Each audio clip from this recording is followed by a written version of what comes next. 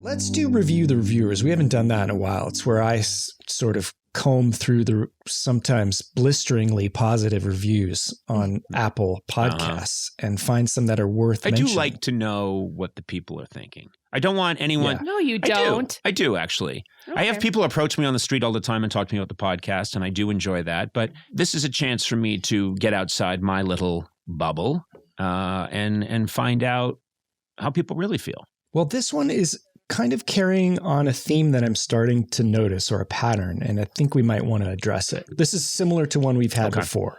The subject is Conan Cool. It's 5 stars, and it's written by Igdeyeet, and it goes like this. Conan and the Chill Chumps are cool! ! By the way, I'm 11 and I listen/watch you! !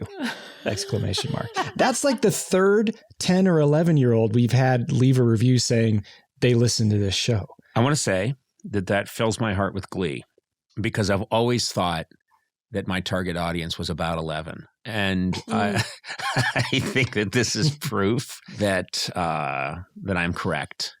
My whole career, I've always thought there are children out there who completely understand what I'm doing. And, for years in my monologue, I'd have jokes and some were better than others, but then I started just playing peekaboo with the camera. I would tell the cameraman to lock off the camera. And early on, the cameraman would follow me if I walked to the right or the left. And I would tell them, don't lock it off. Don't move it. I'll walk out of camera and then I'll peek back in. And I would see, 350 people in the audience, all adults, laughing really hard when I peeked back in. And I realized that we're all 11-year-olds. We're smaller. We're 6-year-olds. We're 5-year-olds. The fact that but leaving the frame and then peeking back in would make people giggle. And I think inside all of us, or most of us, there is that little kid. And so the fact now that actual children are writing in and saying, this show matches my intellectual and emotional capacity perfectly, that makes me very happy. The show is very visual, and this is you saying things. So I wonder what it is about how you say things or what you say that is appealing to children. Well, that's a very valid point. That's true. I can understand why the show, I would act like a foolish man. What is it now about hearing me? I don't know. I don't know if any of you have any insights into why right now I'm speaking. You'd think that would not make an 11-year-old laugh or 10-year-old. But I think often in my conversations... do funny voices. I think I do some funny voices, but I think maybe they can just tell this man is stunted developmentally. Yeah, I think that comes across pretty quickly. I mean, I think it doesn't matter who I'm talking to. We had an interview with Supreme Court Justice Sotomayor not too long ago, and I did my best to be thoughtful and to hold my own to discuss the great issues of the day. But also I showed terrible lapses into foolishness and childishness with some of my questions. And did you hear that she got impeached just for being on this podcast? She did, and she didn't even fight it. That was the interesting thing. They impeached. It's the first. She introduced the articles. It was the first time they've removed a sitting justice, and they brought it to her, and she said, what can I do? I deserve to go. She did the podcast and then just went back and started packing up. Yeah. It was instantaneous. Well, I think what she did is she said, I'm off to do Conan's podcast. Start packing while I'm gone. Career suicide by podcast. Yeah. And then she said to one of the clerks, and that nice ceremonial gavel they gave me, that's 200 years old that I got when I became a Supreme Court justice, you should just put that in the shredder.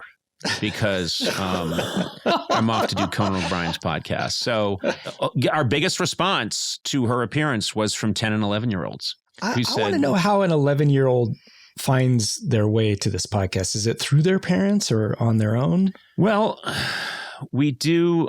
I've tried to get lots of tie-ins with children's products. Smart. So, yeah.